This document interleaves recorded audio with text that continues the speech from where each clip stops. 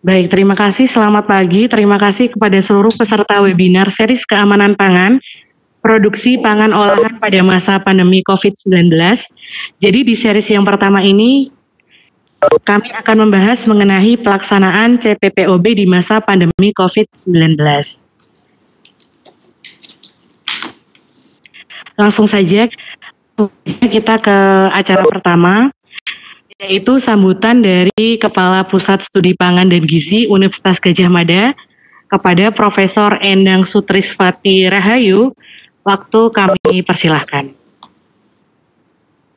Terima kasih Dina yang telah membuka acara ini. Selamat pagi semuanya. Selamat pagi ini yang sudah gabung dari seluruh Indonesia. Salam sejahtera dari Yogyakarta. Semoga kita semua tetap dalam kondisi sehat, bahagia, dan tetap semangat. Izinkanlah kami share konten terkait dengan PSPG.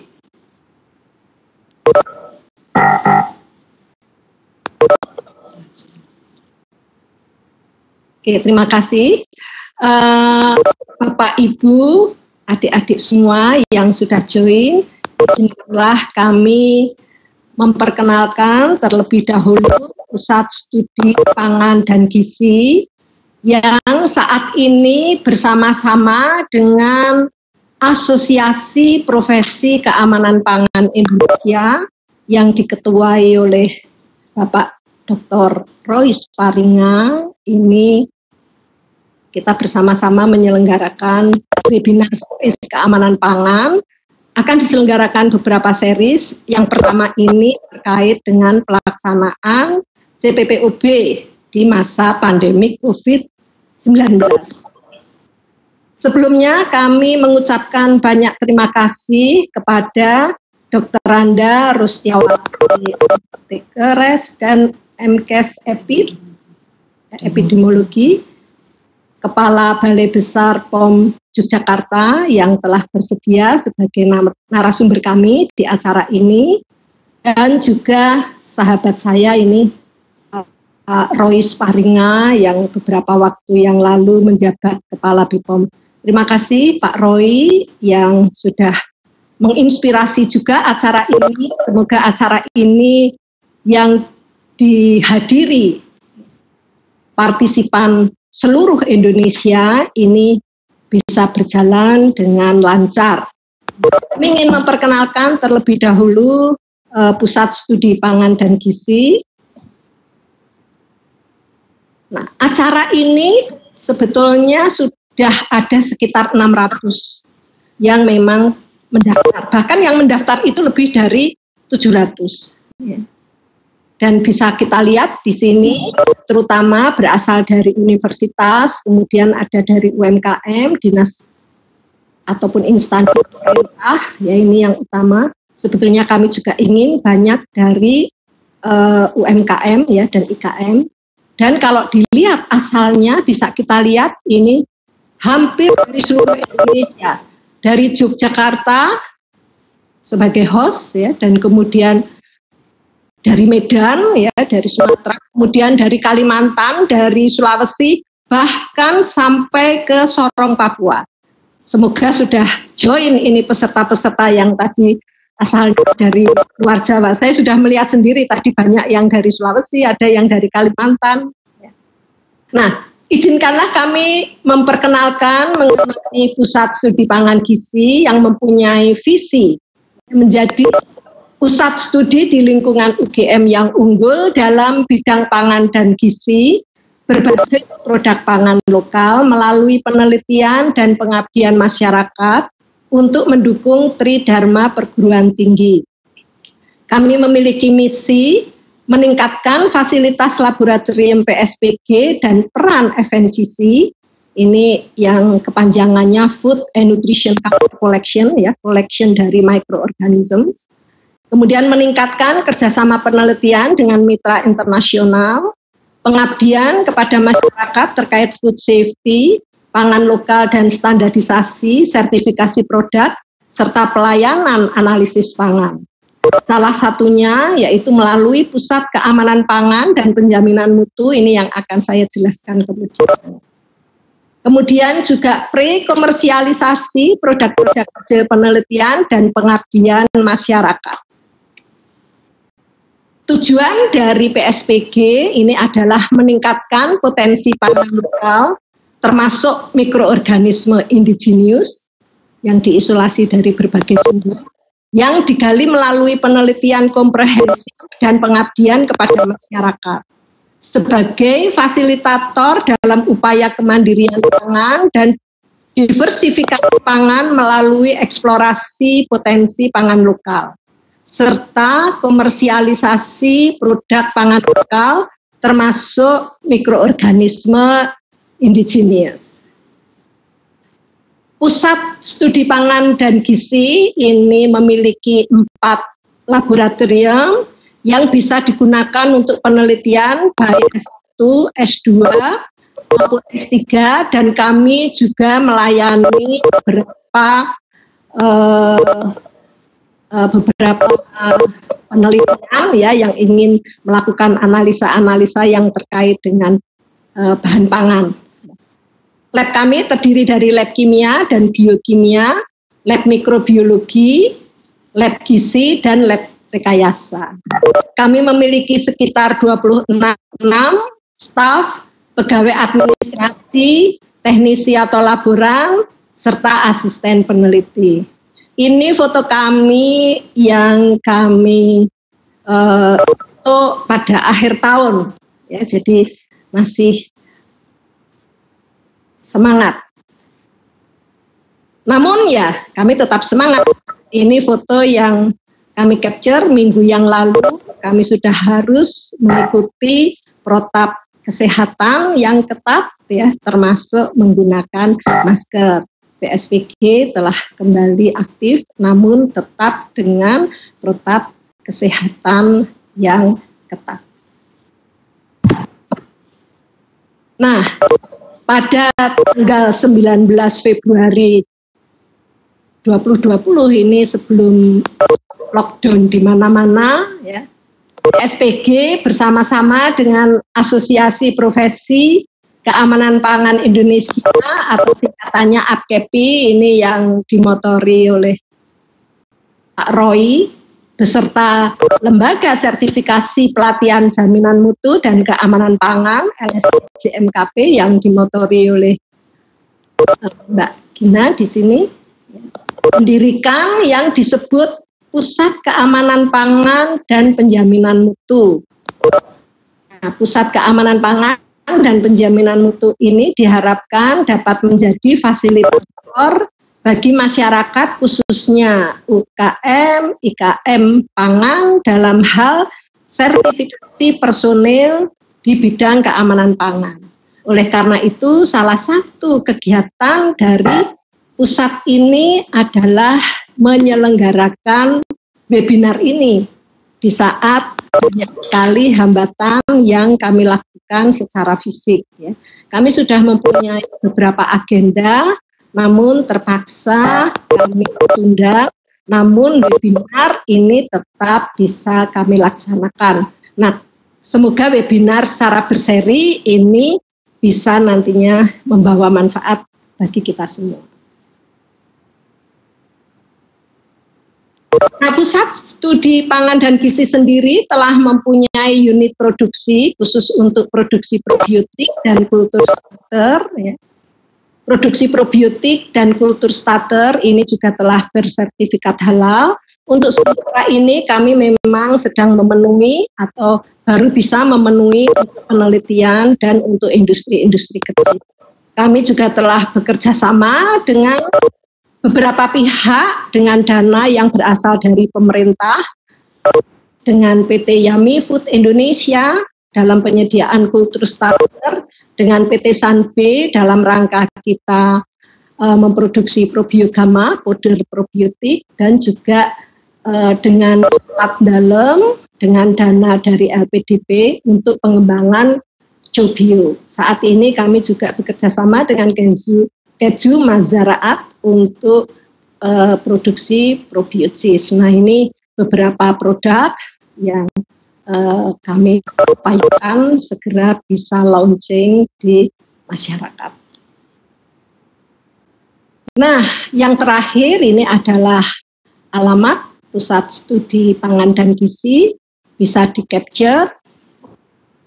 Kami juga mempunyai email, website, silahkan menengok website kami, banyak tulisan-tulisan yang kami tayangkan di website dalam rangka menghadapi COVID-19 ini. Dan kami juga mempunyai Instagram untuk bisa dapat dimanfaatkan oleh generasi muda, serta Facebook. Ya, kami juga aktif mengupload kegiatan kami di Facebook. Santi Nugraheni adalah kontak person kami. Silahkan.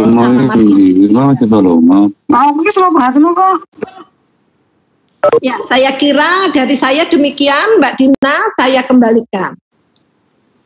Terima kasih kepada Bu Trisha. Ini Bu Trisha ini nama bekennya ya dari Bu Endang ini.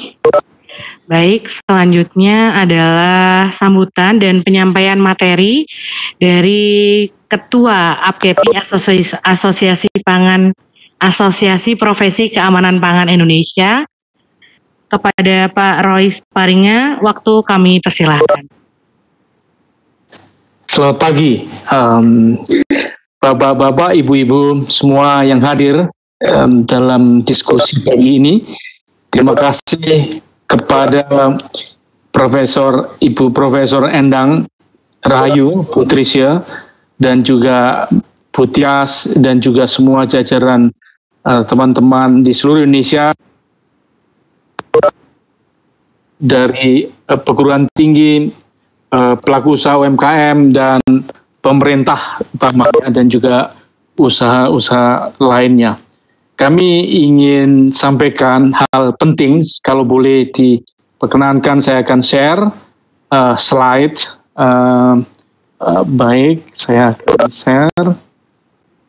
Ya, sudah terlihat share kami? Bisa mendengar suara saya? Sudah Pak, sudah. Bisa. Terima kasih. Saya lanjutkan. Keamanan pangan menghadapi new normal. Kita tahu kita menghadapi SBB, tetapi pemerintah akan melakukan pengurangan pembatasan. Apa yang perlu diperhatikan? Saya sebelum memulai, saya ingin melakukan menyampaikan pendahuluan tentang profil organisasi APKP, Asosiasi Profesi Keamanan Pangan Indonesia. Wadah profesional, para praktisi profesi keamanan pangan, kami ini berkumpul tentu menjadi partner pemerintah juga masyarakat. Jadi ini didukung oleh Kementerian Perindustrian, oleh Kementerian Pertanian, Badan POM, dan GAPMI. Dan dalam perjalanannya Kementerian Kesehatan, Pariwisata bersama-sama mendukung juga. Kami juga mendirikan LSP yang terlisensi BNSP. Kita terus bergerak dan APKP bekerjasama dengan Pusat Studi Pangan dan Gizi UGM yang tadi disampaikan Februari 2020 kita berdiri di UGM mempunyai visi misi yang mulia. Kita akan terus membangun keamanan pangan di Indonesia. Ya, kalau kita melihat statistik perkembangan COVID dari mulai dan sampai saat ini memang terus meningkat, tetapi beberapa daerah mulai melandai. Kita lihat kemarin data COVID-19 di Indonesia seperti ini, 28.000 lebih yang terinfeksi. Namun kita lihat kurva rata-rata jumlah kasus positif di provinsi memang bervariasi, tetapi ada 102 kabupaten kota termasuk zona hijau. Dan ini yang mungkin akan dilakukan pengurangan pembatasan. Mengapa ini dilakukan? Karena dampak ekonomi pandemi ini cukup dahsyat, tidak hanya di Indonesia, tetapi di seluruh dunia. Jadi masalah ekonomi, data bulan April saja banyak sekali pekerja terkena PHK. Ini beda dengan krisis moneter tahun 98 UMKM berjaya, tapi saat ini hampir seluruhnya. Kalau dirumahkan, semua daya beli pendapatan tidak ada, daya beli masyarakat turun, dan ini akan menjadi masalah besar. Nah, apa prakondisi pengurangan pembatasan dan transisi menghadapi new normal? Ini kita bisa lihat di Indonesia ada epidemiologi sistem kesehatan surveillance sudah dilakukan oleh pemerintah dengan baik. Namun di dalam WHO ada 6 bagian, dan yang bagian merah saya sampaikan yang relevan. Memang pemerintah sudah mengeluarkan protokol kesehatan dan surat edaran, tetapi kita harus melihat secara detailnya. Risiko wabah diminimalkan, terutama bagi kelompok rentan di lokasi padat, usaha pangan pertanian ini banyak kerumunan. Ini yang harus diatur. Langkah pencegahannya, baik mengurangi jarak fisik, fasilitas mencuci tangan, etiket batuk bersih, dan juga masyarakat perlu diedukasi, dilibatkan dalam transisi pengurangan pembatasan. Sejauh ini belum ada bukti bahwa virus penyebab COVID ini ditularkan melalui pangan.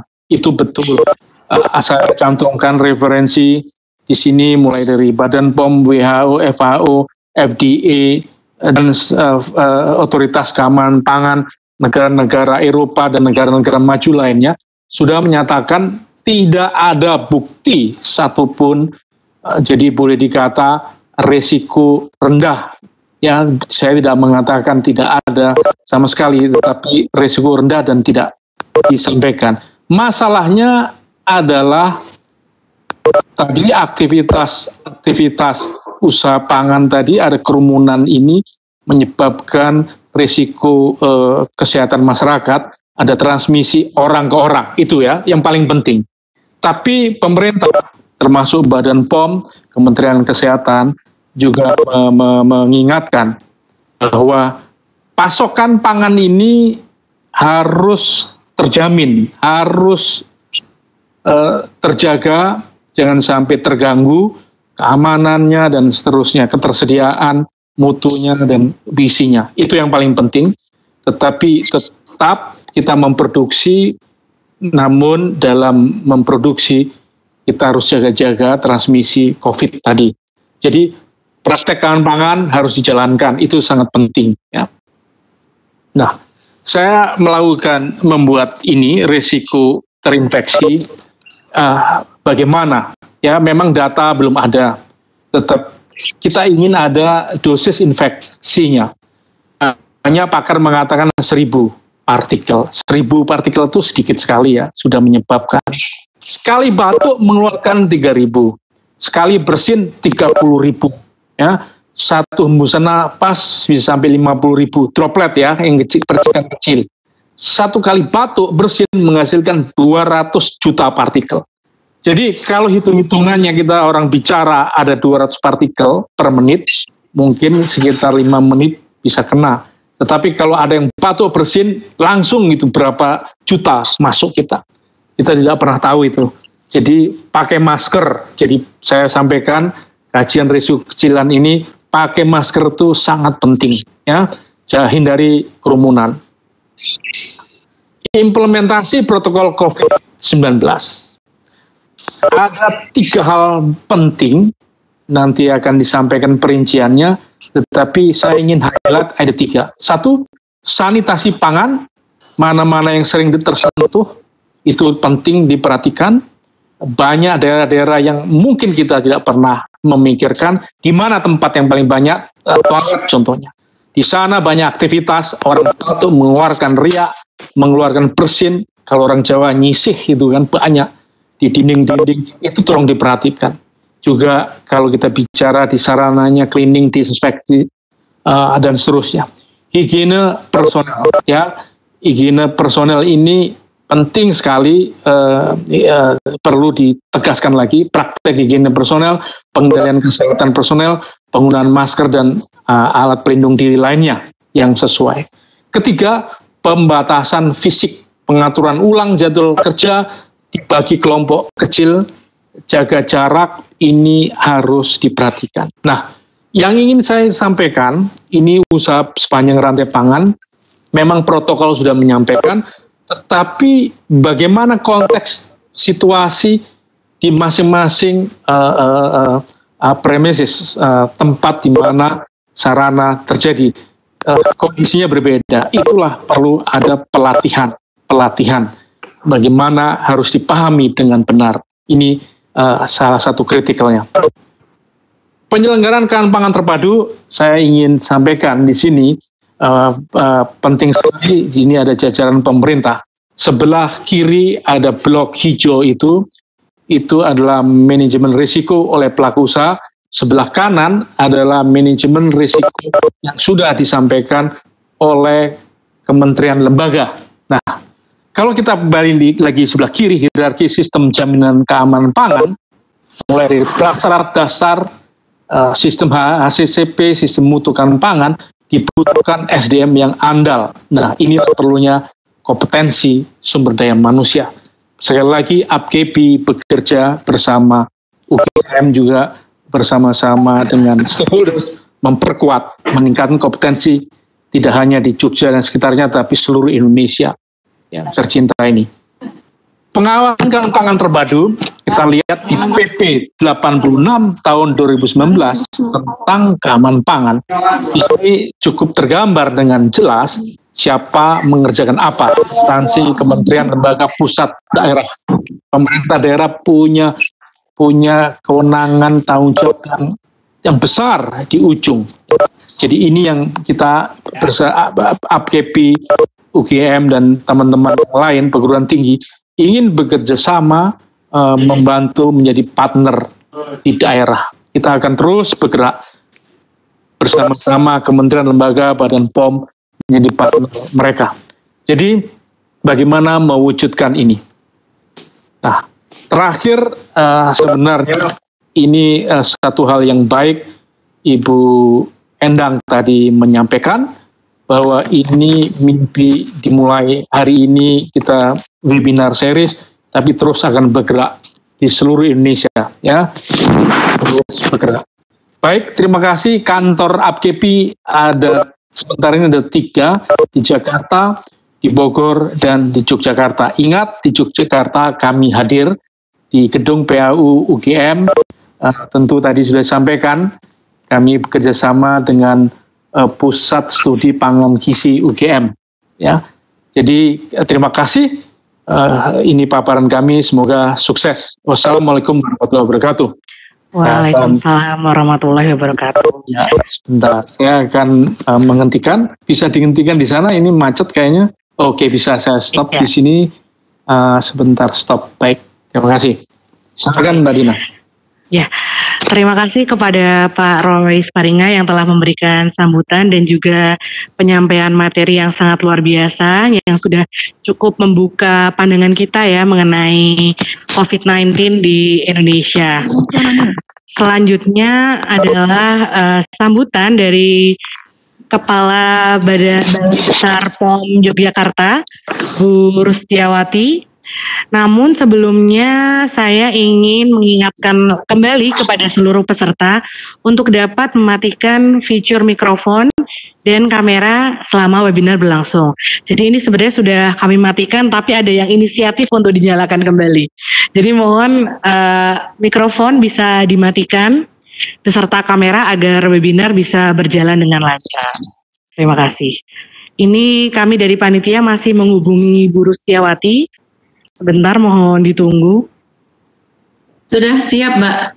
Oh, sudah siap, baik. Jadi setelah ini Ibu Rustiawati dari Balai Besar POM Yogyakarta akan memberikan sambutan terlebih dahulu. Monggo kepada Bu Rustiawati, waktu kami persilahkan. Terima kasih, Mbak host. Tidak tertulis namanya. Selamat pagi semua yang terhormat Ibu Profesor Dr. Endang Sutriswati Rahayu, MS, ya, Prof. Trisha, yang kami juga mengenalnya sudah bernama Prof. Trisha, sebagai Kepala Pusat Studi Pangan dan Gizi UGM, dan yang terhormat juga senior kami, Pak Roy. Selamat pagi Pak Roy. Salam sehat, salam sejahtera untuk Pak Roy. Selamat pagi.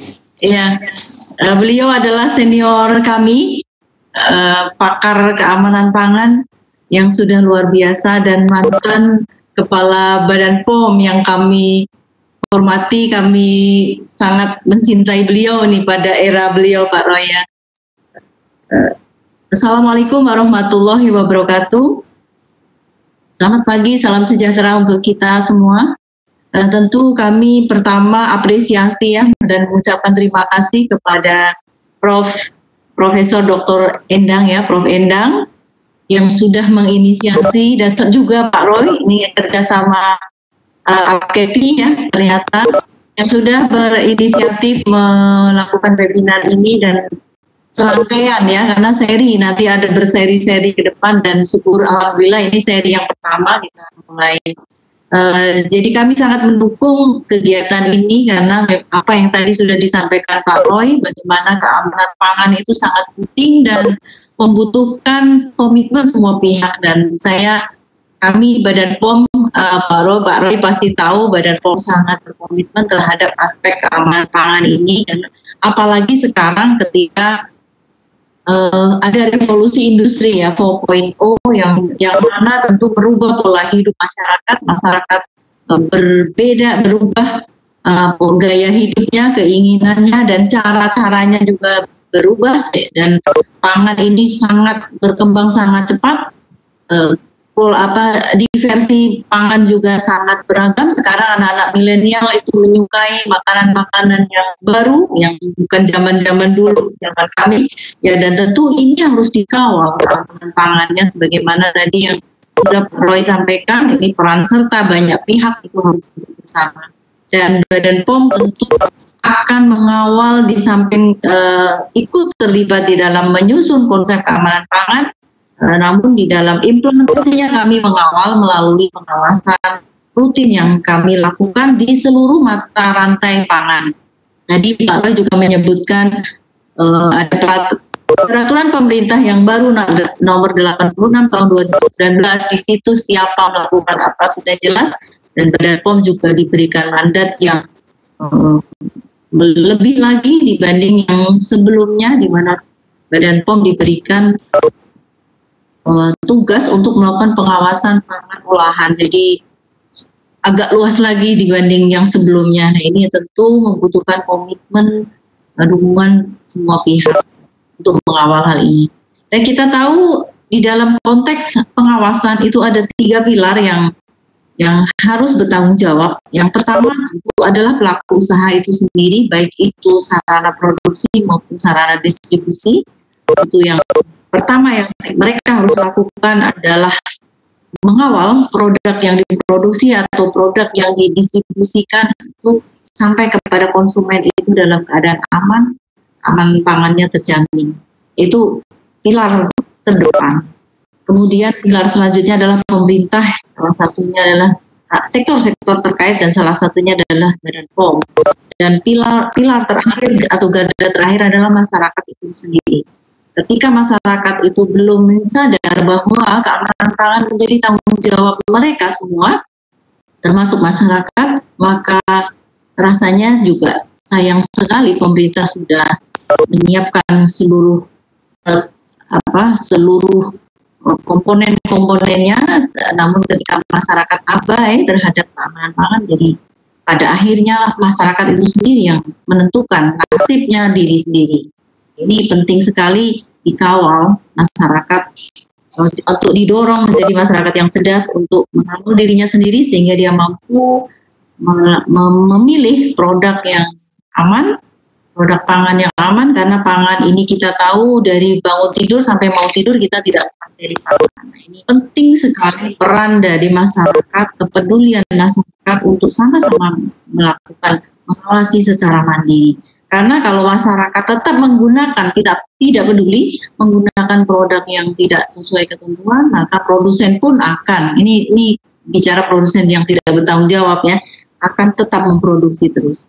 Dan kemudian terkait tadi dengan pelaku usaha yang tadi disampaikan Pak Roy dan Bu Prof. Trisha, juga kami juga Balai Besar POM di Yogyakarta, sekaligus juga saya laporkan kepada Pak Roy, ini Pak Roy, kami sudah cukup banyak kami bermitra dengan berbagai sektor ya.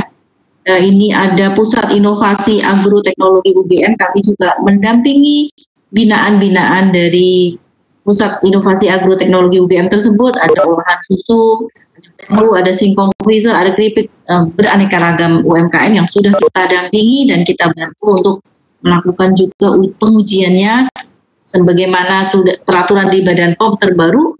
Untuk UMKM biaya pengujian bisa diturunkan menjadi 50%, didiskon ya. Tidak cuma retail saja yang diskon, tapi kami juga melakukan diskon dan bisa juga digratiskan ketika itu menjadi program kami. Kemudian juga ada LIPI ya, melalui inkubator bisnisnya kami juga bekerja sama bermitra untuk produk unggulan daerah. Kami angkat produk-produk gudeg ya, produk kaleng utamanya yang cukup banyak, termasuk di situ gudeg luar biasa banyak sekali. Kita bantu mereka untuk pendampingan hingga izin edar keluar dan sangat apresiat dan mereka sangat antusias untuk dilakukan pembinaan. Kemudian juga dengan Dinas Pertanian atau Kementerian Pertanian dengan Badan POM ini sudah 3 tahun kami berjalan bekerja sama terhadap unit pengolah hasil hewan ya. Ada dalam 3 tahun ini ada 7 yang diangkat dari mulai sarananya tidak bagus hingga menjadi bagus. Kemudian juga Dinas Perikanan Kelautan ini sedang dirintis untuk hasil perikanan seperti nugget. Jadi nugget hasil olah dari perikanan. Jadi pada prinsipnya sekali lagi kami tekankan bahwa Balai Besar POM di Yogyakarta ataupun Badan POM kami sangat berkomitmen untuk pengembangan UMKM, apalagi itu UMKM khas daerah, UMKM unggulan daerah, hingga kita bantu hingga dia punya berdaya saing sampai ke tingkat ekspor sekalipun. Nah ini komitmen kami yang kami gaungkan dan mudah-mudahan ini pesertanya ada juga ya pelaku usaha dan ini saya berharap juga ada sinergi dua belah pihak dan juga teman-teman dari dinas-dinas terkait juga saling mendukung kalau di DI. Saya kira sementara itu Prof. Mbak Host ya. Terima kasih sekali lagi dan salam hormat Pak Roy dan Prof. Trisha dan juga Bapak Ibu semua peserta webinar. Nah, demikian saya akhiri. Wassalamualaikum warahmatullahi wabarakatuh. Waalaikumsalam warahmatullahi wabarakatuh. Jangan khawatir peserta, ini Bu Rustiawati baru sambutan saja ya. Jadi setelah ini akan ada penyampaian materi dari Bu Rustiawati dari Balai Besar POM Yogyakarta. Sebelumnya saya ingin mempersilahkan masuk moderator kita pada pagi hari ini. Ada Dr. Tias Utami dari Pusat Studi Pangan. Bu Tias, silakan. Terima kasih. Waktu dan tempat kami persilahkan, iya. Terima kasih Mbak Dina. Bapak Ibu sekalian, Assalamualaikum warahmatullahi wabarakatuh. Selamat pagi dan salam sejahtera untuk kita semua. Pertama, saya memperkenalkan lagi, nama saya Tias Utami. Kebetulan saya sebagai sekretaris di Pusat Studi Pangan dan Gizi UGM ini. Terima kasih pada Bapak Ibu partisipan yang telah hadir untuk acara webinar seri keamanan pangan ini. Saya juga ucapkan terima kasih kepada Pak Roy Sparingga ya, pakar keamanan pangan yang selalu support dengan aktivitas-aktivitas di Pusat Studi Pangan dan Gizi terkait dengan keamanan pangan. Terima kasih Pak Roy. Terima kasih juga kepada Ibu Rustiawati yang tadi telah menyampaikan sambutannya dan akan menyampaikan paparannya. Sebelumnya saya akan membacakan dulu biodata dari Ibu Rustiawati. Jadi Ibu DRA Rustiawati, apoteker Master Kesehatan Epidemiologi, lahir di Batang tahun 1966. Beliau menyelesaikan pendidikan SLTA di SMA Negeri 1 Batang, Jawa Tengah. Kemudian melanjutkan S1 di Fakultas Farmasi ITB dan pendidikan profesi apoteker ITB. Untuk S2, beliau mendapat gelar Magister Epidemiologi dari Universitas Diponegoro. Nah, kemudian untuk jabatan, riwayat jabatan, pada tahun 2012 sebagai co-host agar beliau bisa Kepala Balai POM di Serang. Pada 2014 menjadi Kepala Balai POM di Balai Besar POM di Banjarmasin. 2 tahun kemudian beliau menjadi Kepala Biro Umum Badan POM, yaitu pada tahun 2016, dan pada tahun 2017, beliau menjadi Kepala Balai Besar POM di Manado. Nah, kemudian mulai tahun 2018 sampai sekarang, beliau adalah Kepala Balai Besar POM di Yogyakarta. Saya tidak akan berpanjang lebar, saya persilahkan monggo Ibu Rustiawati untuk memaparkan ini seri 1 tentang pelaksanaan TPPOB di masa pandemi COVID-19. Monggo silakan, Bu.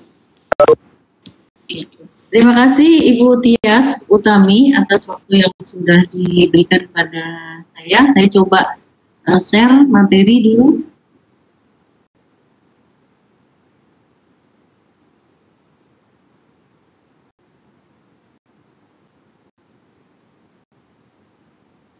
Ada sedikit trouble.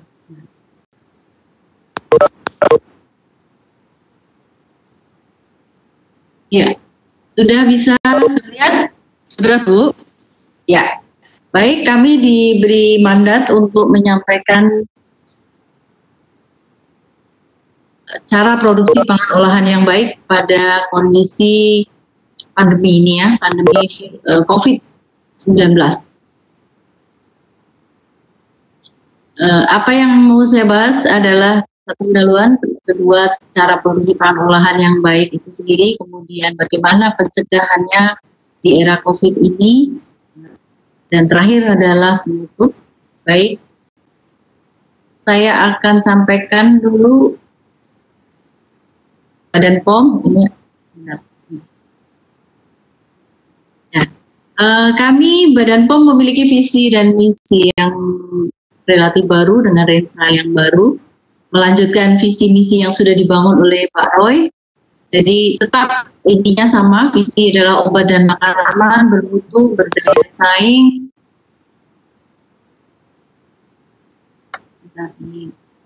Berdaya saing untuk mewujudkan Indonesia maju yang berdaulat, mandiri, dan berkepribadian berlandaskan gotong royong. Jadi visi dan misi yang kami bangun selaras dengan visi misinya Bapak Presiden. Dan misi kita yang pertama adalah pembangunan SDM yang unggul, kemudian yang kedua adalah pengembangan dunia usaha melalui keberpihakan UMKM ya. Kemudian yang ketiga baru peningkatan efektivitas pengawasan obat dan makanan, di dalamnya ada penindakan dan juga ada pengawasan itu sendiri. Dan terakhir adalah pemerintahan itu yang bersih, efektif, dan terpercaya. Baik, selanjutnya.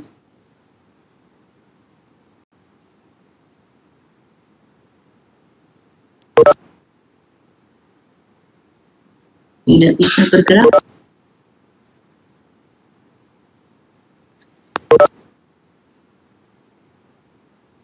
Mohon maaf, ada gangguan, sedikit gangguan.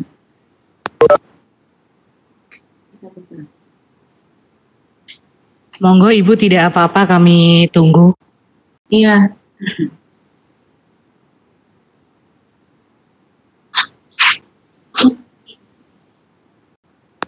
Apa ya? Ya, sembari menunggu Bu Rustiawati, sekali lagi kami mengingatkan kepada seluruh peserta untuk mematikan fitur kamera dan mikrofon. Jadi ketika sudah dimatikan oleh panitia, mohon tidak dinyalakan kembali. Terima kasih. Mungkin bisa stop dulu kemudian di-share ulang lagi, Bu. Bentar. Oke. Ya. Ya.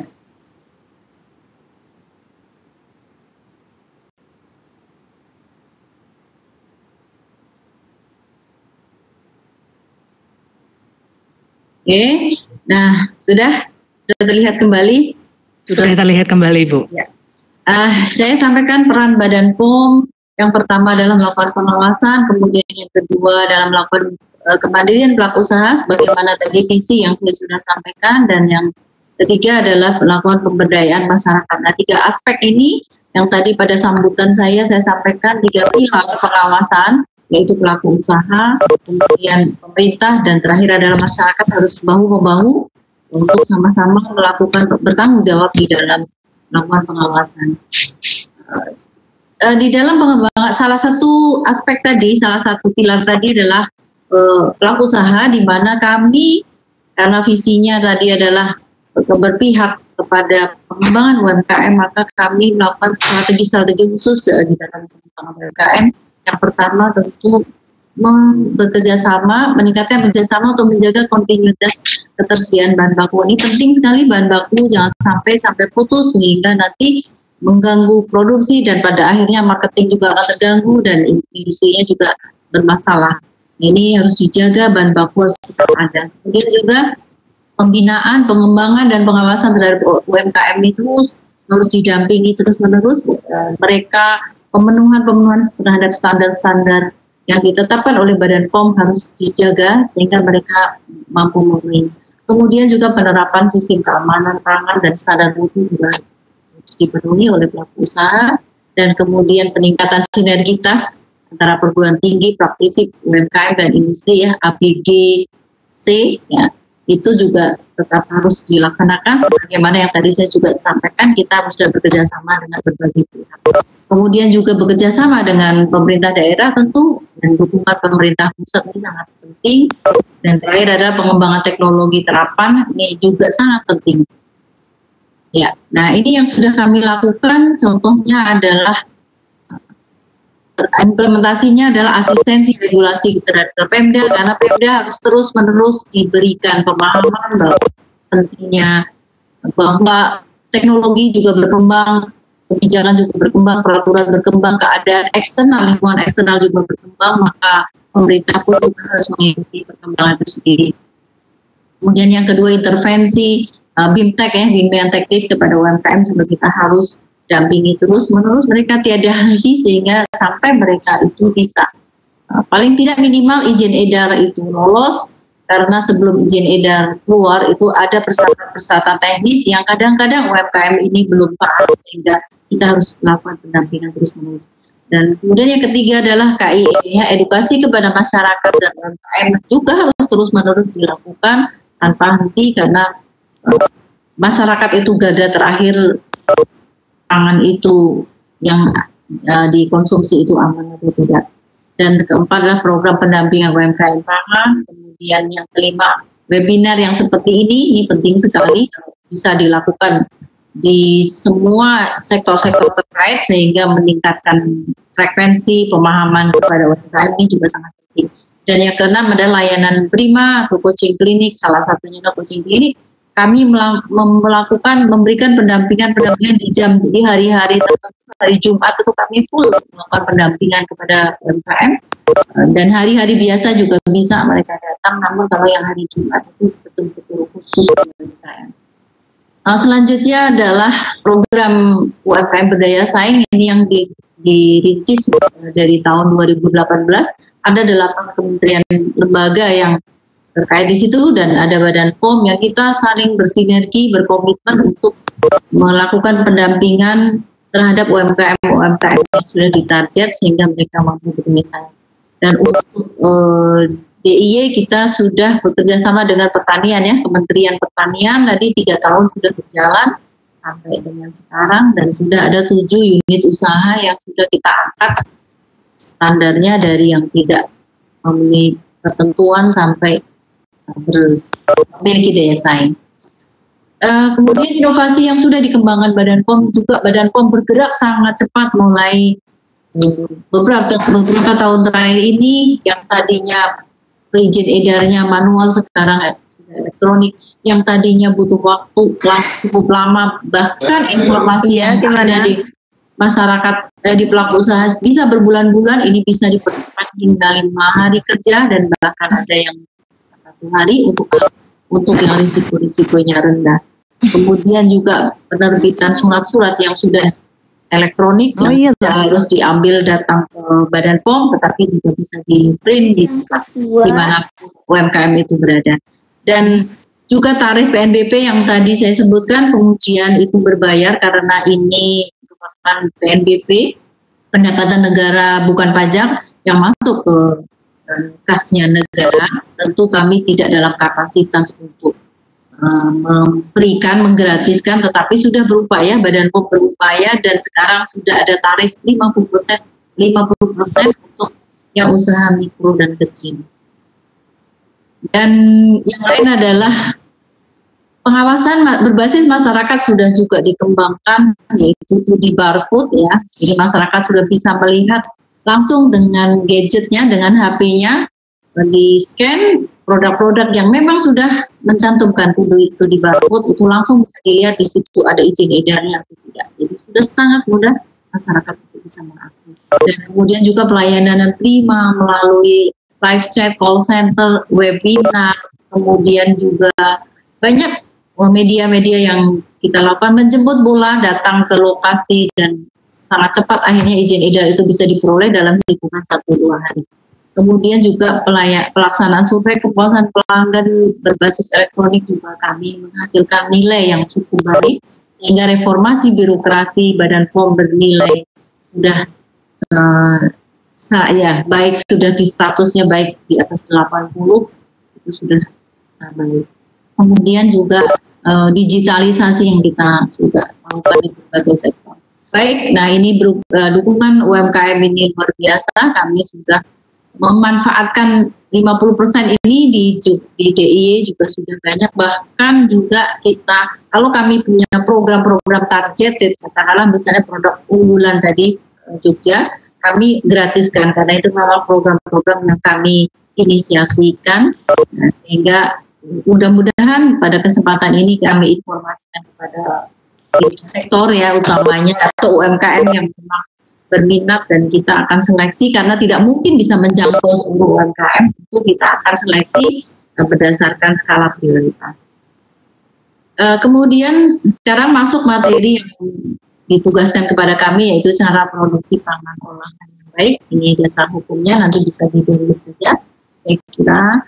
Nah, kemudian nomenklaturnya apa itu sanitasi, juga sanitasi dilakukan wajib dilakukan karena ini menjadi persyaratan keamanan. Ini ada di Undang-Undang Pangan Nomor 18 Tahun 2012.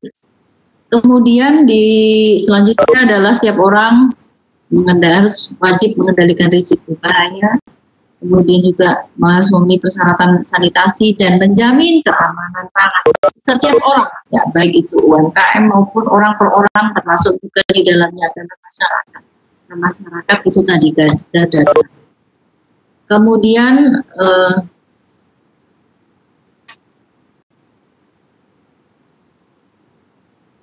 Permen nomor 75 juga mengatur cara produksi pangan olahan yang baik ya, good manufacturing practices.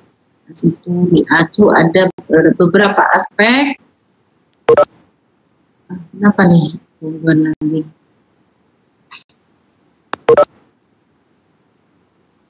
Harus dikeluar lagi.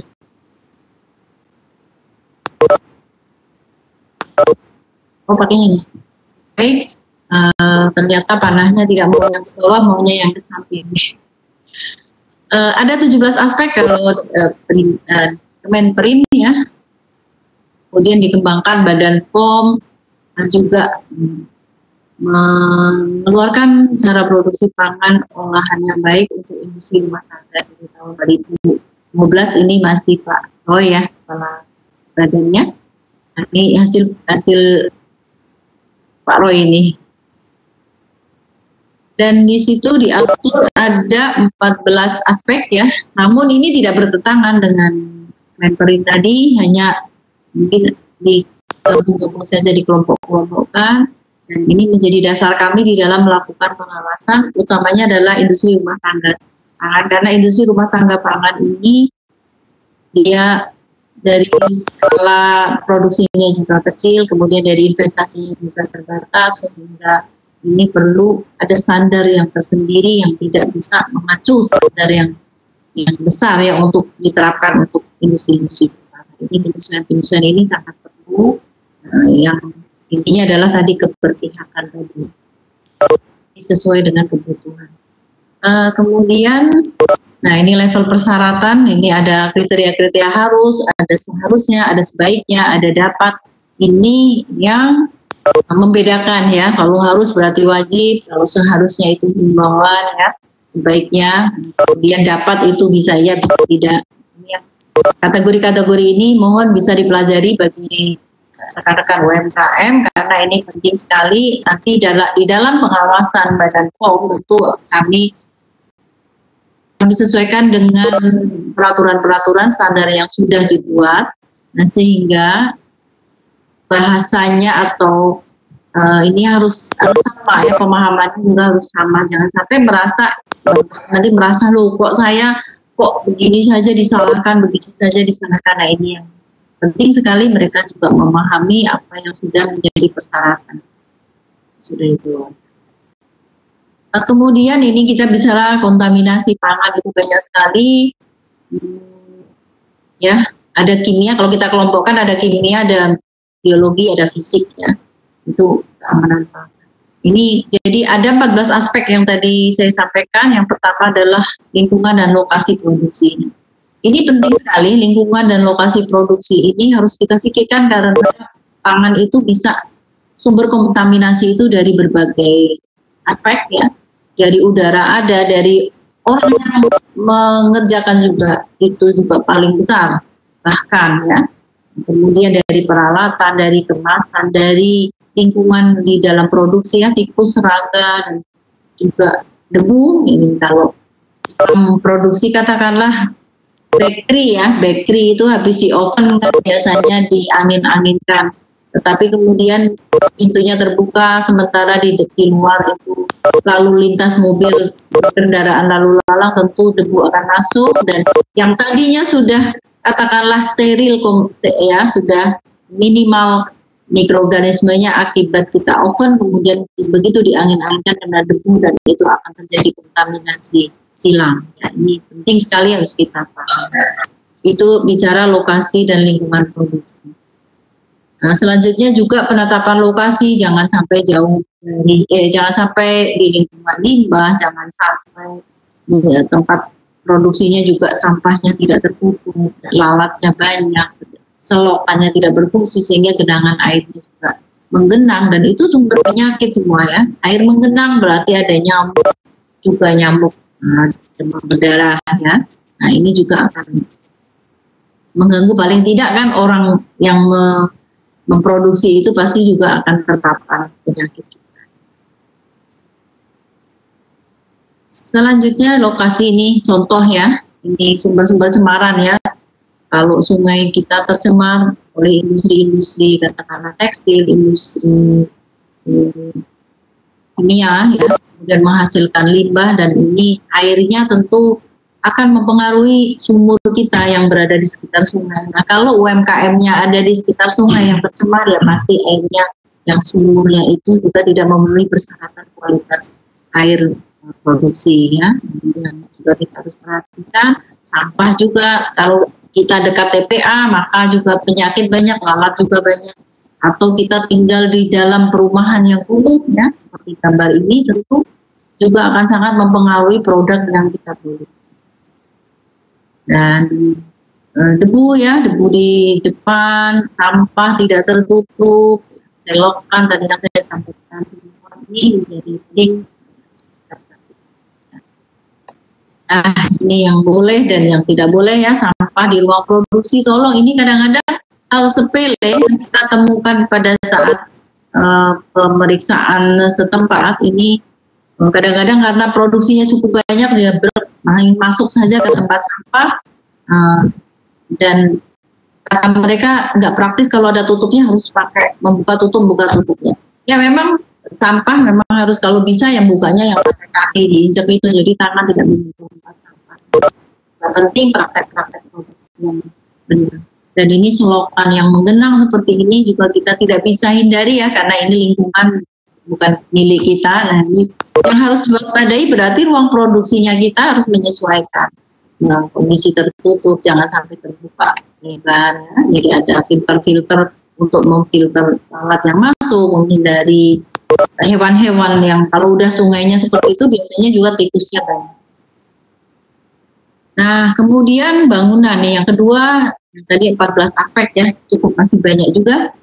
Ini bangunannya harus bersih, jangan mudah dibersihkan ya. Ini enak kalau melihatnya fasilitas yang bersih, itu kita bekerja juga nyaman. Kemudian peralatan produksi juga harus dijaga kebersihannya, selalu bersih. Sering kita melihat produsen itu alatnya bersih, tapi kadang-kadang dindingnya yang kotor. Nah, kalau dinding itu memang harus mudah dibersihkan. Jadi yang terbaik itu pakai porselin atau pakai keramik ya, yang itu mudah dibersihkan. Tapi kalau dindingnya kayu atau dindingnya masih tembok biasa, apalagi temboknya tembok yang lama, kemudian lembab, berjamur, nah ini repot sekali nih. Nah, belum lagi nanti kena mixer, kecipratan produk-produk kita, nah itu susah sekali dibersihkan. Maka prinsip dari peralatan produksi ini harus selalu bersih. Pada saat setelah selesai digunakan segera dibersihkan, sehingga pada saat akan digunakan itu sudah dalam keadaan. Nah, kemudian juga layout ruangan ini harus diperhatikan, jangan sampai bolak-balik ya. Jadi mulai alur dari ruang kotor, kondisi kotor, misalnya barang datang, bahan baku datang, kemudian ada alat kotor juga, proses pencucian itu mulai area bersih. Setelah dicuci maka masuk ke ruangan yang sudah bersih. Nah, kemudian ruang proses produksi, setelah itu ruang packaging, dan selanjutnya gudang penyimpanan. Ini proses ini jangan sampai bolak-balik. Ketika kita di ruang produksi, balik lagi ke tempat yang kotor, masuk lagi ke tempat yang produksi. Jadi prinsipnya hanya alurnya saja diatur, mulai dari yang area yang kotor hingga area yang bersih itu di dalam posisinya. Ini layout itu menjadi, saya ulang lagi, layout ini menjadi masalah yang sangat krusial di kami, karena kadang-kadang pelaku usaha atau UMKM itu sudah punya bangunan dulu, sudah beli rumah dulu. Nah, rumahnya layoutnya seperti itu, baru nanti mengajukan pendaftaran izin edar ke Badan POM tanpa konsultasi, tanpa apa. Nah, jadi kami himbau sebaiknya itu konsultasi dari awal sehingga kita bisa arahkan layout yang benar itu seperti apa. Kecuali kalau sudah paham ya layout itu, saya kira di internet juga banyak ilmu-ilmu dan cara produksi pangan olahan yang baik juga bisa di-download, bisa dipelajari bagaimana layout atau alur ruang-ruang produksi ini bisa dipelajari. Atau kalaupun belum begitu paham, silahkan konsultasi karena Balai Besar POM Yogyakarta ataupun Badan POM terbuka lebar untuk menerima konsultasi. Ya, kemudian ruang produksi, nah ini kan nyaman. Ini foto lama ya, jangan melihat tadi COVID. Nah, tadi yang disampaikan Bapak Roy itu di era COVID tentu nanti new normal berbeda lagi. Harus ada physical distancing ini foto sebelum kasus COVID ya, jangan dianggap ini melanggar aturan. Nah, jadi kalau kita melihat ruang produksi nyaman yang sebelah kiri itu tentu kita juga produknya juga aman, orang yang bekerja juga aman ya, dan menghasilkan produk yang bermutu dan aman. Lantai dinding itu penting sekali, prinsipnya adalah mudah dibersihkan ya, dan tidak licin. Oke, ini karena ada animasinya jadi mohon maaf ya, harus menunggu sebentar. Nah, ya. Kalau tempat-tempat itu terbuka, sifatnya terbuka, ada jendela itu penting untuk kenyamanan bekerja juga, tetapi harus diberi kawat kasa sehingga burung tidak masuk dan hewan-hewan kecil itu juga tidak masuk. Itu menjadi proses kontaminasi atau sumber kontaminasi bagi produk tadi. Next adalah fasilitas ruang produksi. Nah, ini hygiene sanitasi ini penting ya. Orang yang bekerja itu harus dalam kondisi sehat, dalam kondisi bersih ya, tangan selalu harus dicuci. Kalau memang tidak memungkinkan produksi itu menggunakan sarung tangan, maka tidak menjadi masalah pakai tangan biasa, tetapi tangan harus dijaga dalam keadaan bersih. Secara periodik dia harus mencuci tangan menggunakan sabun dan kemudian menggunakan dibersihkan dengan lap. Bisa lap bersih, bisa tisu, bisa pengering, tidak masalah. Tetapi kalau menggunakan lap, maka lapnya juga harus dicuci setiap hari, dicuci, jangan sampai numpuk, kadang-kadang sampai kumel, ya sampai baunya saja kita mau nggak tega gitu. Terus wastafel, kebutuhan wastafel juga harus memadai juga.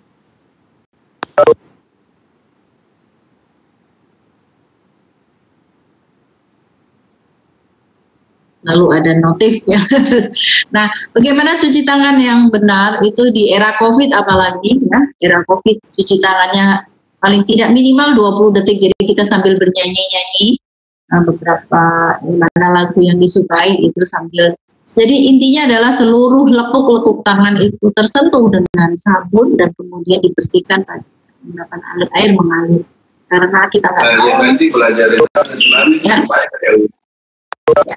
Dan penting sekali setelah dari toilet, jadi kadang-kadang karyawan tidak memahami bahwa ketika kita dari toilet itu tangan kita pasti kotor, ya, jadi harus kembali dibersihkan. Nah ini ngaco lagi nih, berhenti lagi.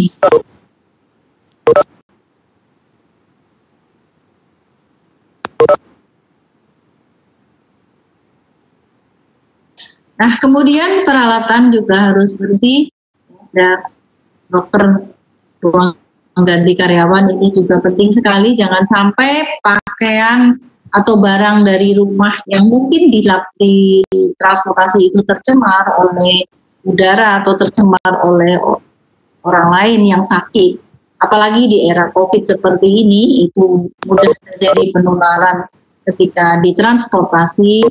Maka penting di industri itu harus ada loker sehingga terlokalisir lah barang-barang yang berasal dari rumah, termasuk juga kalau bisa pakaian bisa diganti pakaian kerja, nah pakaian bisa disimpan di dalam loker.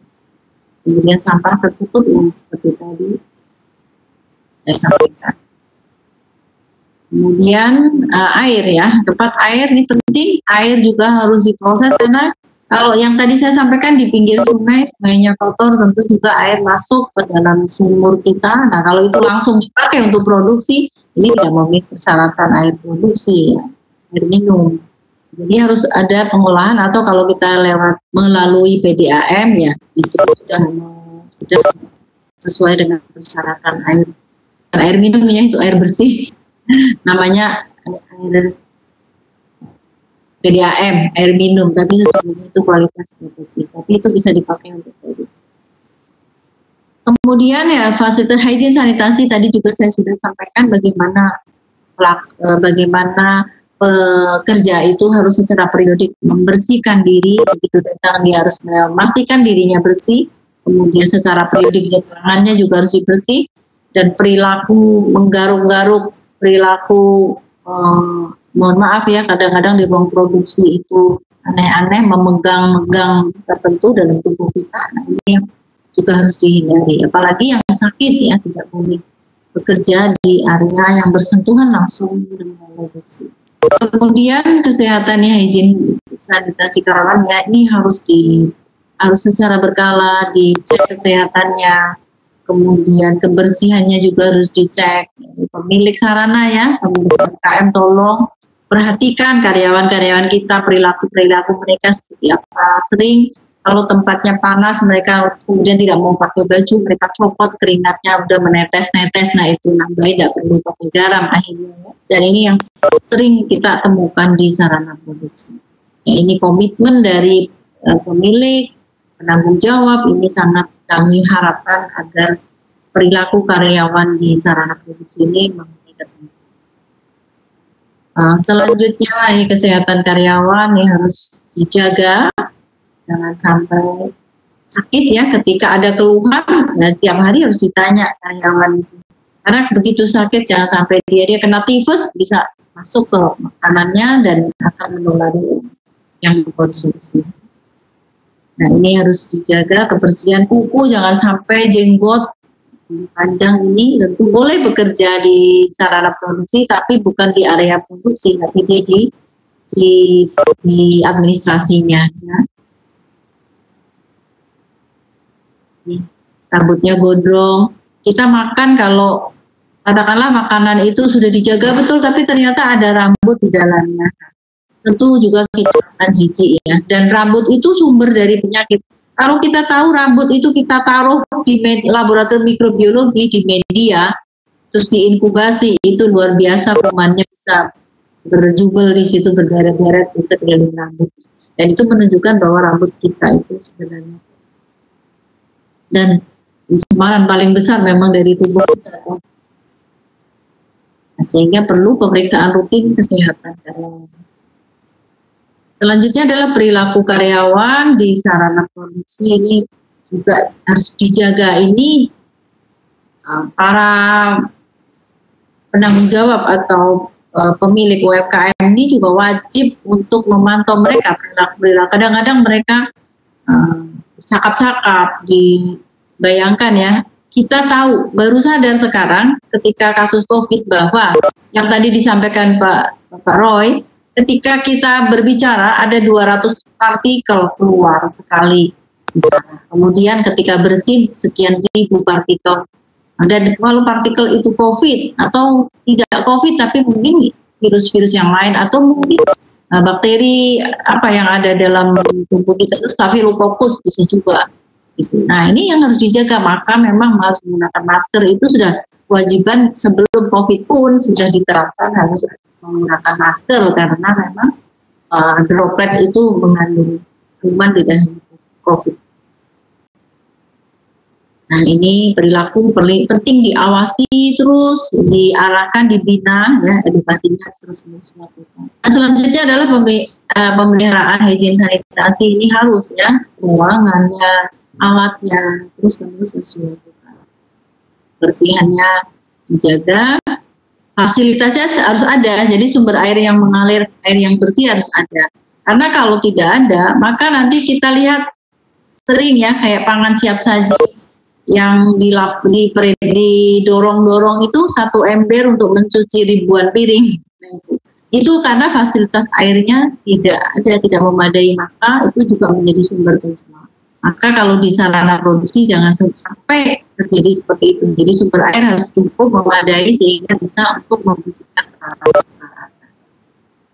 Nah, pengendalian hama penting ya, tikus harus ada secara berkala buat jebakan-jebakan tikus sehingga tikus tidak merajalela, harus ada pengendalian.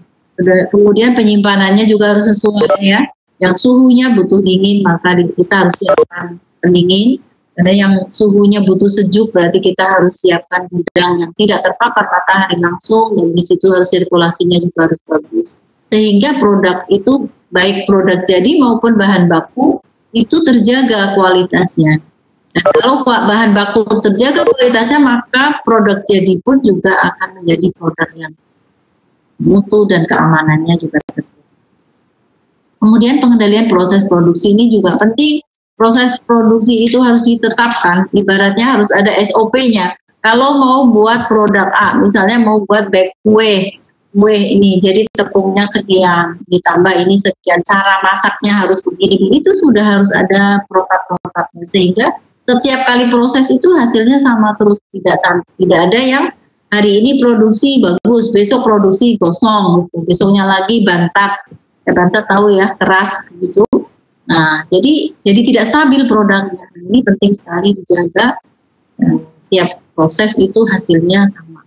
Kemudian ini pengendalian proses produksi ini termasuk di dalamnya adalah spesifikasi bahan bakunya harus tetap. Kalau terjadi pemasoknya berbeda lagi, maka juga harus diperhatikan apakah menghasilkan produk jadi yang berbeda atau tidak. Kemudian persyaratan air juga tadi saya sudah jelaskan. Kemudian komposisi, formulasi itu jadi cara. Ibaratnya kayak resep makanan, resep itu sudah baku, ya sudah dibakukan. jumlah-jumlahnya sudah tetap sehingga tidak perlu lagi setiap mau produksi kita harus mikir ini itu. Kemudian juga catatan produksi ini menjadi temuan-temuan ya, dokumentasi ini kembali lagi. Ya, ternyata ada peringatan waktunya sudah sebentar. Baik, selanjutnya pelabelan pangan. Nanti ada PP label ya, silakan dibaca PP labelnya. PP 69. Kemudian pengawasan oleh penanggung jawab ya, penanggung jawab itu harus penting sekali, maka biasanya adik-adik dari teknologi pangan ini juga menjadi penanggung jawab industri-industri pangan ya, yang kompetensinya memang sudah teruji. Jadi ini penting sekali pengawasan dan ada penanggung jawab teknis yang mengetahui bagaimana keamanan pangan itu dibangun. Kemudian penarikan produk ini, kalau ada produk yang bermasalah di peredaran maka wajib di recall namanya. Nah, pencatatan dokumentasi, nah ini yang penting, ini menjadi kendala, banyak yang tidak sabar dengan dokumentasi, tidak mau dicatat ya. Ini temuan-temuan Badan POM secara umum dokumentasi itu masih sangat lemah. Kemudian, nah ini karena pencatatan atau dokumentasi itu tujuannya adalah kemampuan telusur ketika tadi recall tadi, misalnya kalau ada yang harus di-recall, maka tidak perlu di-recall semua, tapi di situ adalah yang nomor batch atau kode produksi tertentu. Nah, ini juga keuntungan untuk pelaku usaha. Baik, terakhir ada pelatihan karyawan, ini wajib sekali karena dia menyamakan persepsi. Ya. Karyawan itu harus dibangun pengetahuannya, jangan sampai mereka tidak paham, dan ini sangat mengganggu kualitas dan di produk akhirnya juga harus dijaga terus sampai konsumen ya. Jadi jangan berhenti ketika setelah produksi, tapi harus dijaga sampai di retail juga harus diawasi, dijaga terus kondisinya sesuai dengan kebutuhan dari produk itu sendiri.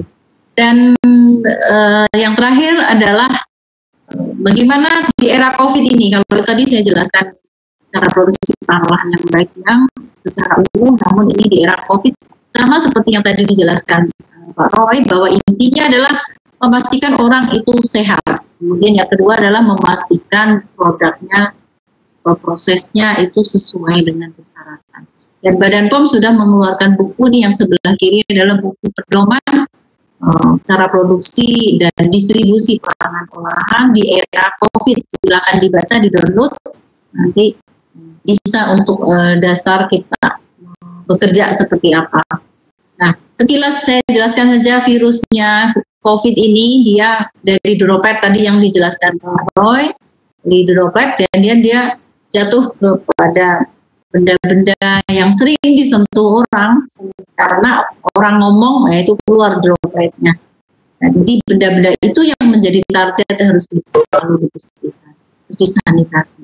Nah, ini langkah pencegahannya tadi physical distancing, hygiene perorangan ya, selalu mencuci tangan secara periodik dengan sabun dan air mengalir, kemudian sanitasi permukaan, semua fasilitas yang digunakan bersama. Jadi tidak perlu semua ya, karena untuk efisiensi biaya juga. Jadi ya cukup yang sering dipakai orang. Nah, kita harus berpikir bahwa orang lain adalah OTG, orang tanpa gejala. Maka kita berhati-hati jika kita bersama dengan orang lain tersebut. Ini cara kita yang biar aman ya, biar penularan tidak makin besar. Nah, sanitasi tangan, bagaimana cara mencuci tangan tadi sudah. Kemudian retail yang baik juga ada, hygiene karyawan tadi sudah saya jelaskan, desinfeksi zat-zatnya apa saja juga sekarang gampang sekali Badan POM mengeluarkan juga desinfeksi apa saja, silakan lihat di internet atau di webnya Badan POM. Kemudian personilnya juga harus physical distancing, kemudian tetap menjaga kapasitas ruangan, jangan sampai over. Jadi batas minimal 1 meter atau syukur-syukur bisa 2 meter itu sangat bagus. Ya, dan masker penting, orang sakit tidak boleh di area produksi. Kemudian tadi physical distancing, selanjutnya masker wajib ya. Awal-awal COVID kita tidak boleh pakai masker karena masker milik untuk tenaga medis karena saking kurangnya. Tapi ternyata kita salah bahwa semua harus pakai masker dan dengan standar yang berbeda-beda tentunya. Ada masker yang N95 ini yang wajib untuk tenaga medis, tapi yang untuk kita bisa masker kain, bisa masker bedah yang harganya juga relatif terjangkau, dan masker kain juga dipilih kain yang cukup baik yang mampu menahan Maaf Ibu, waktunya sudah dan juga bisa dicuci silakan. Oh. Ya, ini cara mencuci sudah. Retail juga ada di buku pedoman tadi ya, silakan untuk dibaca. Saya kira sudah. Ini yang paling banyak nih kayak GoFood ya, GoFood. Yang tadi disampaikan Pak Roy bahwa penularan keseimbangan memang relatif kecil, jadi kita cukup aman. Sepanjang kemasan juga masih dalam keadaan baik, jangan sampai ada yang bocor-bocor. Yang harus dijaga adalah yang bocor-bocor. Nah, saya kira itu pangan siap saji sama dan edukasi. Nah, ini penyebaran terhadap edukasi ke karyawan penting sekali sehingga mereka paham bagaimana penularan COVID itu terjadi. Protokol pengunjung, kepatuhan, dan ini ada buku-buku yang bisa di-download ya. Nanti materinya silakan bisa di-download yang dikeluarkan oleh Badan. Baik, saya kira cukup sudah selesai ya. Silahkan di-download sendiri. Saya kira itu Ibu Yas Utami. Saya kembalikan waktu kepada moderator. Saya stop dulu. Iya. Ya. Terima kasih Bu Rustiawati yang sudah menyampaikan paparannya ya, sangat bermanfaat saya kira untuk para pelaku UMKM juga. Bapak Ibu sekalian, ini pertanyaan-pertanyaan sudah masuk, lumayan cukup banyak. Namun karena waktu, ini saya coba merangkum beberapa pertanyaan yang mirip ya, yang mungkin bisa saya sampaikan menjadi sekitar 3 pertanyaan ya. Ibu Rustiawati, ini ya saya sampaikan 3 pertanyaan ya Bu ya. Yang pertama itu terkait dengan ini Bu, olahan yang paling penting untuk saya bisa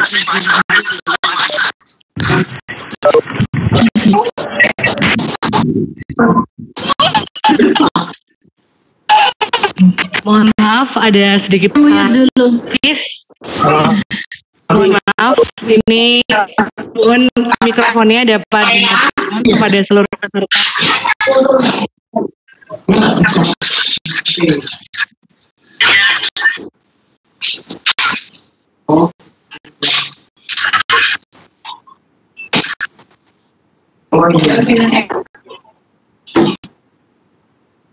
Oke.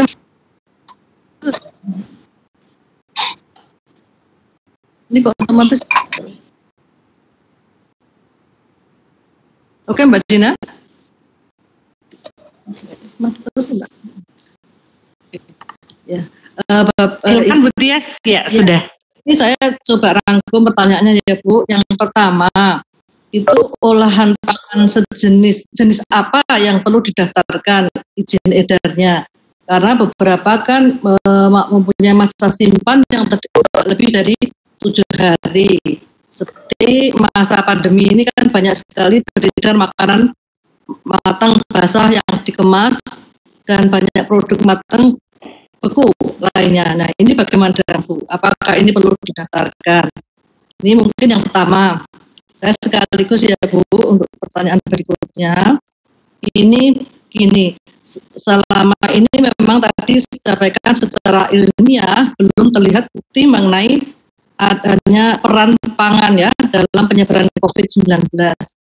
Namun banyak beredar informasi mengenai ketahanan SARS-CoV itu dalam berbagai media, baik itu logam, plastik, kertas, yang itu mungkin terkait dengan kemasan ya. Nah demikian. Nah, bagaimana ini Bu pemerintah melihat hal ini terkait dengan jaminan keamanan pangannya terhadap masyarakat? Kemudian satu lagi yang ketiga, ini terkait dengan masalah di UMKM atau IKM, yaitu terkait dengan layout tempat usaha. Apakah ketidaksesuaian layout itu menjadi penilaian yang sifat major karena khusus dengan sesuai dengan alur produksi. Jadi apakah ada persyaratan minimal lagi yang harus dipenuhi ya sehingga edarnya bisa diperoleh. Demikian Bu, ini 3 pertanyaan. Monggo Bu. Baik Bu Tias Utami. Tadi satu-satu ya, saya jawab yang pertama, pangan olahan.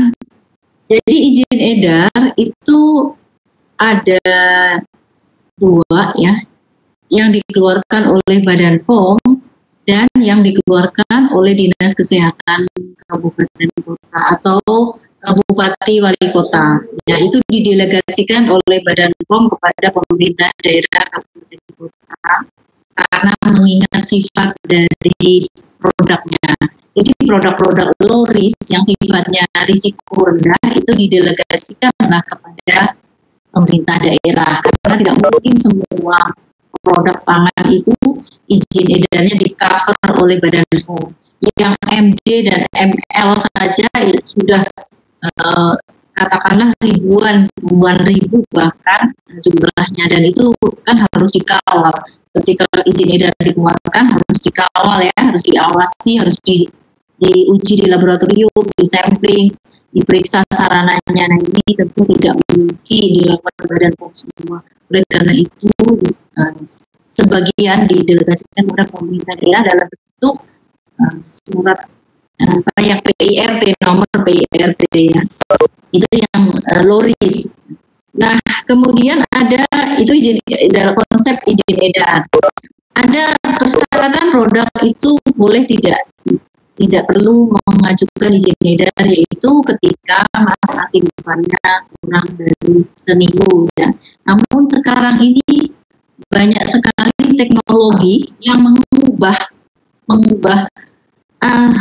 paradigma atau mengubah keadaan yang tadinya misalnya katakanlah pangan itu kategori pangan siap saji yang masa simpannya hanya 6 jam, 5 jam gitu, warung katakanlah ya, buka warung jual lauk. Sekarang ini sudah masa simpannya bisa lebih lama dengan pemanfaatan teknologi pangan, jadi teknologi pangan. Nah tentu sudah berbeda lagi. Ketika sudah masuk kategori ada unsur sentuhan teknologi, maka itu masuk ke Badan POM. Meskipun itu tadi kategori awalnya di bawah 7 hari gitu. Katakanlah misalnya nih kita bikin lauk kayak gudeg aja ya, gudegnya kan warung, membuka warung berpangan siap saji. Jadi hanya bertahan 4-5 jam. Tetapi dengan sentuhan teknologi sekarang menjadi gudeg kaleng. Kalau sudah masuk ke kategori gudeg kaleng, maka itu risiko tinggi, itu harus ke Badan POM. Nah, jadi yang membedakan adalah risiko. Contoh misalnya kayak roti yang 3 hari, 2 hari itu tidak perlu izin edar MD ya, dia bisa boleh ke PIRT boleh, meskipun tidak wajib tapi boleh. Itu akan lebih baik sebagai jaminan keamanan dari produsennya. Jadi mengajukan izin edar ke PIRT kalau di bawah 7 hari. Tetapi kalau itu sudah sentuhan, hanya ada sentuhan teknologi, itu kembali lagi ke Badan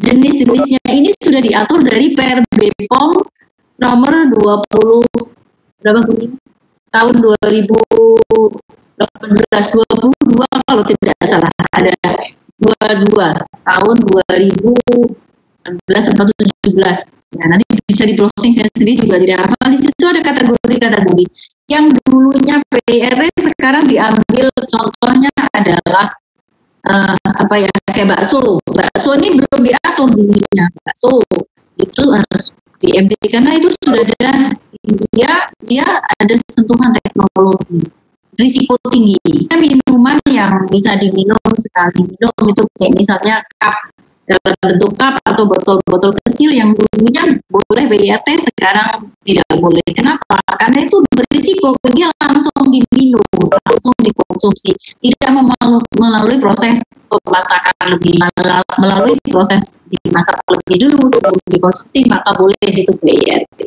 Jadi perubahan-perubahan itu ada di PRB POM nomor 22 tahun 2018. 18. Itu silahkan bisa dilihat, saya tidak hafal, tapi prinsipnya adalah itu. Ketika itu risiko rendah, maka boleh PIRT atau di bawah 7 hari boleh tidak ada izin edar. Tapi ketika sudah masuk risiko tinggi, produk beku apapun produk beku itu sudah risiko tinggi. Karena dia disimpan pasti lebih dari 7 hari pasti. Kriteria MD yang izin edarnya harus Badan POM. Ya. Nomor 1 sudah jelas ya, nanti bisa dilihat di PRB POM nomor 22 tahun 2018. Kemudian yang kedua, nah ada satu kontradiksi seolah-olah ya, bagaimana tadi tidak masuk di pangan, tidak ada pencemaran lewat pangan, penyebarannya tertahan. Ya, memang masih debatable COVID ini bertahan di logam berapa jam, bertahan di kaca berapa jam. Tidak ada data yang pasti karena itu berbeda-beda. Ada yang jam, ada yang sampai sekian hari. Dan kita juga tidak perlu debatable dalam hal itu. Karena kan ini hal yang baru, pasti wajar teman-teman ya ada perbedaan penelitian. Nah, namun dari itu semua yang harus kita sikapi adalah praktek keamanan pangan tetap harus dijaga. Itu berapa jam di peralatan itu yang tetap harus ada proses pembersihan secara berkala. Jadi kalau ruangan tiap hari harus dibersihkan. Nggak usah berpikir COVID-nya 4 jam sudah mati. Karena prosedur cara sebelum COVID pun itu ruangan produksi itu harus dibersihkan setiap hari. Tadi makanan yang paling aman adalah makanan siap saji itu harus diproses lagi minimal masuk berapa cuma sekian menit itu mati karena seluruh kuman sebenarnya kecuali yang kuman tahan pada suhu tinggi itu kan. Jadi yang paling aman adalah jangan konsumsi langsung, tetapi proses pemanasan ulang di rumah ketika sudah membeli. Nah, tetapi kalau kita bisa pastikan bahwa sananya itu track recordnya bagus, terus packingnya juga bagus, tidak mungkin ada rotasi, maka kita sudah bisa konsumsi langsung. Tidak masalah. Kadang-kadang kan belinya sudah panas di tunggu bawa sampai pulang itu juga tidak masalah. Tapi akan lebih aman lagi kalau kita ulang dengan pemanasan yang sebentar itu melalui microwave itu sudah cukup mematikan si COVID. Kemudian yang ketiga ini layout yang tadi juga saya sudah sampaikan, ini kritikal betul. Memang banyak persoalan di UMKM kita itu masalahnya adalah layout. Memang layout ini susah gampang karena itu di situ ada syarat dengan ilmu gitu. Ilmu bagaimana keamanan pangan bisa diimplementasikan. Jadi memang UMKM kita kadang-kadang, tapi sebenarnya prinsip kerjanya ada. Itu tadi alurnya dari kotor ke bersih. Jangan sampai dari bersih balik lagi ke kotor atau mencemari. Contoh saja, kalau pangan itu kan pangan bahan baku, bahan mentah, jangan dicampur dengan bahan yang sudah jadi, produk yang sudah jadi, berbeda kelas. Yang pangan yang sudah matang itu katakanlah kumannya sudah turun sampai tahap, sampai nilai bisa ditolerir oleh tubuh, tetapi kalau bahan baku kan belum, jadi ini tidak boleh campur. Layout pun begitu. Kalau misalnya gudang bahan baku jangan berdekatan dengan produk jadi banget gitu. Atau kalaupun terpaksa berdekatan maka itu seratnya, temboknya, bagaimana lalu lalangnya harus serat dengan keilmuan. Nah ini yang oleh karena itu kami sarankan memang konsultasi lah kalau memang belum paham. Tapi banyak juga yang di dalam sudah ada bertanggung jawab, yang pintar, yang sudah paham, ya udah lanjut, tidak masalah. Nah, jadi sebaiknya memang konsultasi sejauh lebih awal, lebih dini, jangan membangun dulu, kami bangun dulu, karena kami akan arahkan juga sesimpel-simpelnya. Jadi prinsip sekarang Badan POM sangat merelaksasi atau melakukan simplifikasi prosedur bahkan persyaratan, sehingga tetapi untuk yang kritikal tetap tidak bisa ya, yang kritikal, tapi yang prinsip menjaga keamanan pangannya itu bisa gitu. Terima kasih Ibu Setiawati. Saya kembalikan ke Bu Yes. Saya kira tadi cukup jelas ya Bapak Ibu sekalian. Ini jadi BP POM itu membuka diri untuk membantu Bapak Ibu sekalian tadi terkait dengan layout dan sebagainya. Ini memang pertanyaan-pertanyaan masih ada ya, jadi karena waktu yang tidak memungkinkan, jadi Bapak Ibu sekalian ini tidak perlu khawatir karena semua pertanyaan akan direspon dan nanti akan disampaikan di webnya Pusat Studi Pangan Gizi. Jadi demikian karena waktu yang sudah melewati ini, saya selaku moderator mengucapkan terima kasih. Terima kasih kepada Ibu Setiawati yang sangat jelas dan gamblang. Ya, mudah-mudahan itu sangat bermanfaat saya kira kepada Bapak Ibu sekalian